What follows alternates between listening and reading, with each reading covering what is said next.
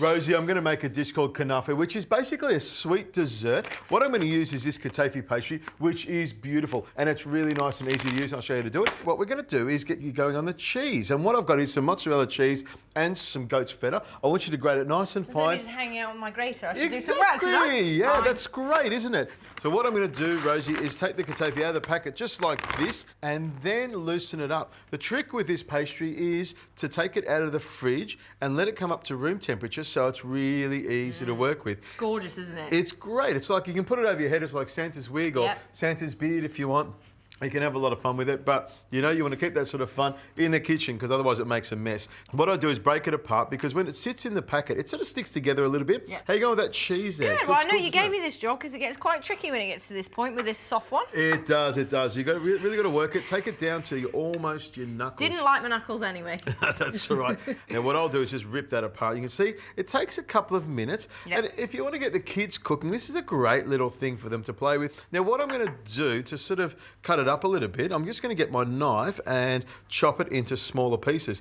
And what I do is cut all the way through, about 2 or 3 centimetres wide, maybe 3 centimetres. I cut it all the way through like this, Rosie, and then I go back around it and cut it up again. That way I sort of break it up into much smaller strands. Good sharp knife does that in seconds. Now this bowl here is what I'm going to put the Kanafeh into, and it looks like quite a bit of Kanafeh for dessert, and it is quite a big dessert, but when it sort of presses down with a bit of butter, as I show you, I'm going to pour some melted butter straight over the top here. Look at that golden, delicious butter. Look at that. A little bit of milk solids. Could I use olive oil, or is butter the only way for this one? Well, for me, butter's the only way. But yes, you could use olive oil. But as a dessert, what you would find with the extra virgin olive oil, it does have a pepperiness and a little bit of bitterness to it, which is a great thing if you're making savoury dishes. But it doesn't quite work as well with this. But by all means, if you can't have butter, olive oil would be fine. And make sure I get that glorious butter into every single bit. Now, this is a fun part. I've got a great non-stick pot, so I don't have to use any baking paper. What I'll do is I'll just push it around like this. And also, see that little flag there? It's a Swiss flag. You know what the best thing about the Swiss flag is?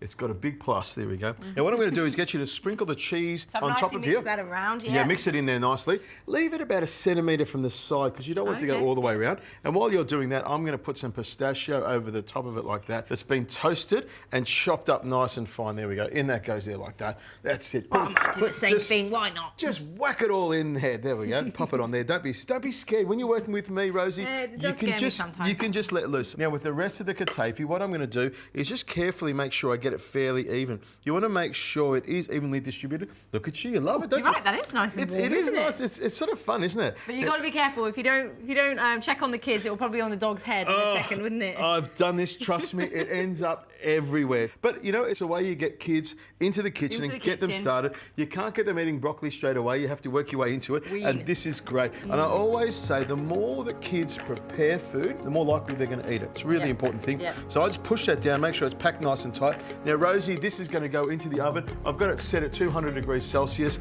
It takes about 20 minutes to 25 minutes. You'll know it's cooked because it will firm up and have that lovely golden hue to it. Now, while this is in the oven, I've got this pot here. I'm going to put some honey, some sugar, some orange blossom water and some water in it, and I'm going to boil it up, and that's going to be the syrup over the top of it that's going to sweeten up. Now, into the oven, Rosie.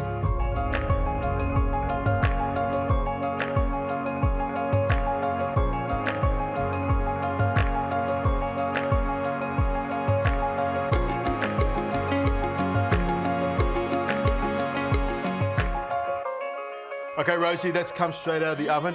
Have a smell of that syrup. It does. It smells delightful. It does smell good. What I'm going to do is pour it over the top there, and you can see it sort of soaks in, and you hear it crackle a little bit. There we go. Make sure we get it all the way around. This is the sweet part. And you can see when you put it on, it makes it really nice. I love a crackling dessert, don't you? Oh, it's gorgeous.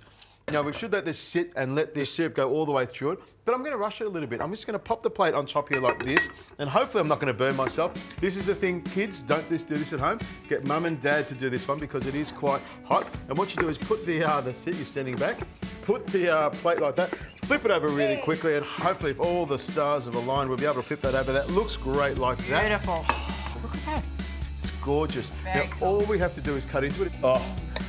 Listen to that. Here we go. Good sound. Nice and glistening. I'll just cut a little piece out of it. I'm just going to take one piece out here and just pop it straight onto the board so we can hook straight into it.